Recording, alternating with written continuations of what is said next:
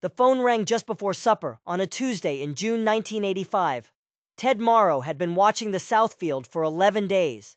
He knew where the weeds were heaviest. He knew which rows had the most foxtail pressure, and which sections had drained slower in the spring and were running behind on canopy development. He had been carrying a specific number in his head. 4 days.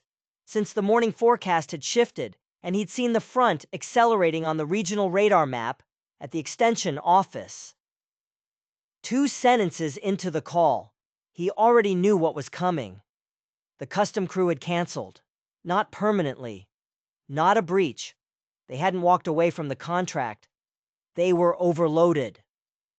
A dry spring had compressed the planting window across the entire region, which meant every field in 4 counties had hit V4 in the same 2-week stretch, which meant every farmer with a cultivation contract had called in at the same time. The custom operator had more acres than days. He was honest about it. He could get to Ted's ground in 8 to 10 days. Ted set the phone on the counter. 8 to 10 days. Here is what 8 to 10 days meant in biological terms. At V4, corn is small. The canopy hasn't closed. Sunlight is reaching the soil between every row, and every weed species in that field, foxtail, pigweed, lamb squirters, velvet leaf, is using that light to grow. They don't need much.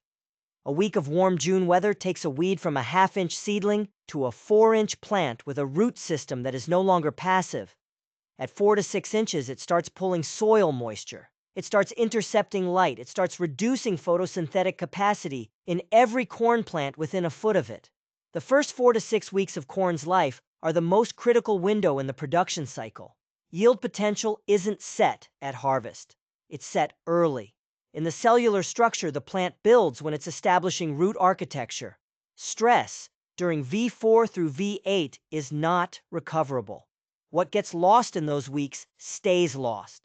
The weeds didn't cancel anything. They kept growing at exactly the rate biology required. But the window wasn't 8 to 10 days. The window was 4, maybe 3. I want to stop the story here for a moment and say something directly. I spent a lot of years watching farmers, including myself, treat custom operation contracts as a fixed part of the production plan. You sign the contract. You stop thinking about what happens if the contract doesn't hold. The equipment is newer. The GPS guidance is better. The per acre economics work out. It's a rational decision. What it is also doing, quietly, is transferring your operational capability to someone else's schedule. And someone else's schedule, in a year when every field in the county is at the same stage at the same time, is not a guarantee. It is a position in a queue. The cost of that transfer is invisible until it isn't. Ted had switched to custom cultivation in 1982. He'd made the calculation, it had made sense, and he'd let his own equipment go soft for 3 seasons. That Tuesday evening, standing at the kitchen window with the phone back on the counter, he was about to find out what that decision had cost him. Not in money yet, but in capability. Ted pulled out the yellow legal pad from the kitchen drawer. Corn price, $2.35 to $2.40 per bushel.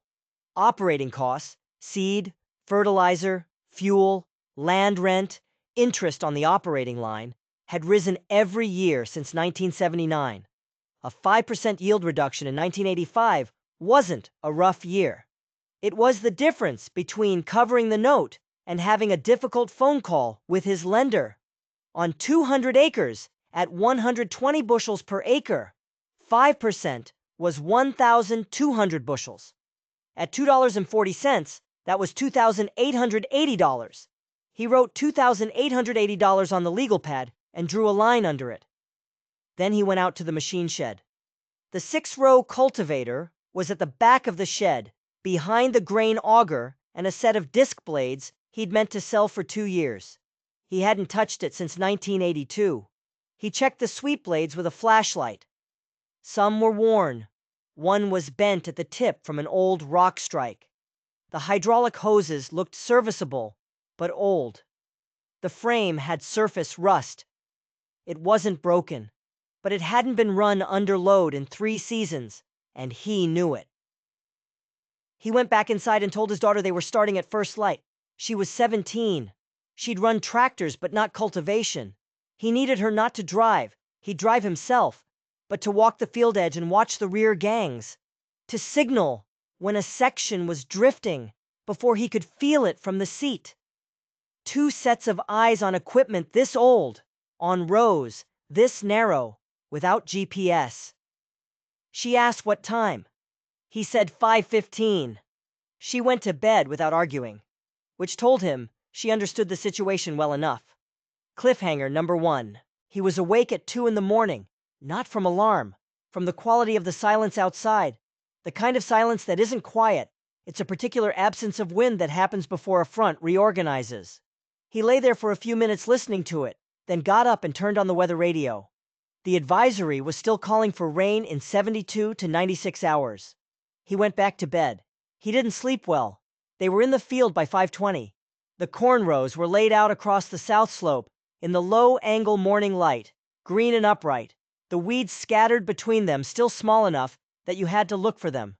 Foxtail at 2 to 3 inches, pigweed cracking the soil, lamb squarters at first leaf, small enough to kill, not small enough to wait on. Ted walked the first several rows on foot before climbing in the cab. He was looking for irregularities, a place where the planter had skipped, a section where row spacing had shifted slightly. Cultivation damage happens when the operator assumes uniform rows and the rows aren't. You hit a jog, and a sweep takes out a corn plant. 1 plant per row across 200 acres is a real yield number in a year with no margin. The first pass was uneven. He knew it before his daughter signaled him from the field edge. He could feel it in the hydraulics. The rear gangs riding slightly high on the left side, the frame responding differently than he remembered. He slowed, corrected, ran the next quarter mile, watching the row markers. Better. The third section cleaner, but the first 100 yards had clipped 3 or 4 plants. Not killed. The growing point was still below soil at V4. They'd likely recover, but they'd been set back. He stopped, walked the section, wrote it in his pocket notebook. Real cost, noted. Keep moving. His daughter moved from the field edge to the back step of the tractor, watching the rear gangs and tapping on the cab when she saw drift. It wasn't a design system. It was 2 people solving a problem with what was available, and it worked better than either of them expected. By noon, a third through. By late afternoon, 2/3. The clouds building in the northwest were still cumulus from afternoon heating, not the front, but the sky had a different texture than morning, flatter, more loaded. The front was still a day out by the forecast. His daughter pointed at the horizon without saying anything. He nodded and kept the pace where it was. Cliffhanger number 2. At 6:47 p.m., the wind shifted, not dramatically, not a gust, just a slow turning of direction from the south-southwest to the west-northwest. The kind of shift you feel on the back of your neck before you consciously register it. Ted had been farming this ground for 19 years. He felt it. He stopped the tractor at the end of a pass and looked northwest. The cloud layer that had been building since 4 o'clock had dropped. The cumulus tops that had been clearly defined earlier were now merging into a stratiform base, a single low ceiling rather than individual towers. That was not afternoon heating. That was a front moving faster than the forecast had modeled. He climbed down and walked to the headland and looked at what he had left. 32 acres, maybe 30. He'd been tracking the field sections against his hand-drawn map all day.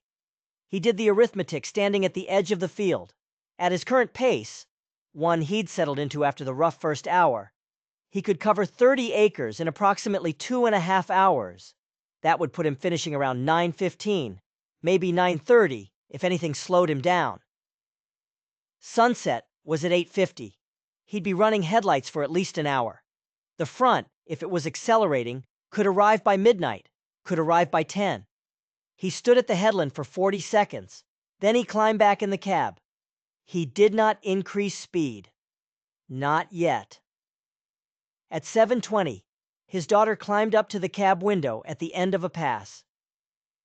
"Radar," she said. She had driven the farm truck to the house and come back with the weather report from the radio. The advisory had been updated. The front had accelerated. Rain now expected between 10 p.m. and midnight, possibly earlier in outlying areas. Possibly earlier. Ted looked at the remaining ground. 26 acres, by his estimate. He looked at the sky. The ceiling had dropped another 200 feet since the wind shift. The light was different. Not just dimmer from sunset, but diffused, the way light gets when moisture is already moving through the upper air column. He had somewhere between 2 and 3 hours, maybe less. At his current pace, 2 hours 20 minutes of fieldwork left. At an increased pace, faster than he'd been running, faster than was ideal for pass quality. Maybe 90 minutes. He sat in the cab for a moment that felt longer than it was. This is the decision point I want you to understand, because it is not the decision most people think it is. The question on the surface was, do I speed up and accept worse pass quality on the last 30 acres, or do I maintain pace and risk the rain catching me with ground unfinished? But underneath that question was a harder one. Which outcome is more recoverable? Imperfect cultivation on 30 acres leaves weeds partly uprooted, some damage to corn plant spacing, some loss of yield in those sections. You can estimate that number. It's a real cost, but it's a bounded cost. No cultivation on 30 acres in wet soil that won't be workable for 10 more days, with weeds that will have added a week of growth by the time any equipment can run again. That cost was less bounded. In the weed pressure conditions he was looking at in that field, 10 more days of unchecked growth at V4 had the potential to run that section's yield 5 to 8% below what it would have been. He ran both numbers on the back of the pocket notebook. Then he pushed the throttle forward. Cliffhanger. Number 3. At 8:04, the first drop hit the cab window. Not rain, a single large drop, the kind that precedes a front by 20 or 30 minutes, falling from the leading edge of the moisture column. Then nothing. Then 2 more drops. Then nothing again. Ted did not look up from the rows. He was running the last 18 acres at a pace he wouldn't have chosen in any other situation. The cultivator was chattering on the right side. The bent sweep blade had worsened at the higher speed, not dangerously, but enough that the cut on that side was inconsistent. He knew it. He was tracking it against the notebook in his head. This section will read low at harvest. This strip will show drag. This is what the yield monitor will tell him in October. He kept moving. His daughter had stopped trying to watch the rear gangs from the back step at this speed. She was driving the truck along the field edge with the headlights on, giving him a light line to run against in the failing daylight. It was not something they had planned. It was something they had worked out in the last 40 minutes without talking about it. Single drop precipitation at 8:04. He had 12 acres left. He finished the last pass at 8:49, 11 minutes before he'd estimated at his adjusted pace. Actual rain started at 9:17, a steady, heavy rain that came in from the northwest and turned the lane to mud within an hour. He had been in the equipment shed for 28 minutes when the real rain hit. He did not know, sitting in the shed listening to the rain on the roof, whether he had gotten all of it or not. He knew he had gotten most of it. He knew the last 18 acres had been run at a speed that had cost him something. He didn't know yet how much. He wrote in the notebook, last 18 acres increased pace, bent blade chattering on right side.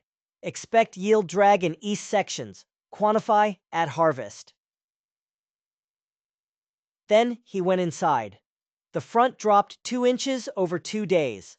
Ted walked the field on the 3rd day after it cleared. The cultivated sections, including the imperfect last pass, showed severed weed roots that had not recovered. In the east strips, where the bent blade had run inconsistently, a few weeds had survived, foxtail mostly, their roots having been lifted but not fully severed. He counted them. The count was higher than he wanted. He noted the sections. The corn had taken the moisture well. V6 by the time he walked it, the canopy beginning to close. Closing canopy shades out competition. Once it closes, cultivation weeds can't compete with the light available. He thought about the 30 acres he hadn't gotten to. Then he corrected himself. There were no uncultivated 30 acres. He had gotten to all of it. What he had was 18 acres of imperfect cultivation and 182 acres of adequate cultivation, all of it completed before 2 inches of moisture had gone into live versus severed root systems. That was the actual accounting. Frank Deal, the custom operator, called in late July to reschedule the second pass option on the contract. He'd been running his crew across delayed fields since the rain had cleared, and he was candid about what he was seeing. The fields he'd cultivated after the rain, the ones that had been waiting on his schedule, had taken the moisture event with full weed root systems intact. The weeds had stood back up within 4 days of the rain stopping.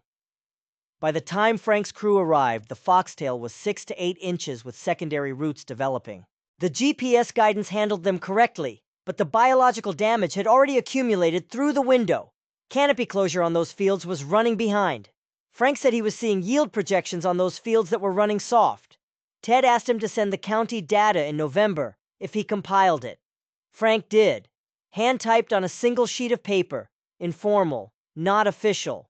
County average yield on fields cultivated before the June rain, 117 bushels per acre. County average on fields cultivated after 108, 9 bushels per acre. At $2.40, that was $21.60 per acre. On 200 acres, $4,320 in the difference between taking the window and missing it. Ted's field came in at 113, not 117, not the county leader, not what a clean pass with a fully calibrated GPS rig would have produced on a normal schedule. The east sections where he'd run the last 18 acres at increased speed, the ones with the bent blade chattering through soil, came in at 109 to 110.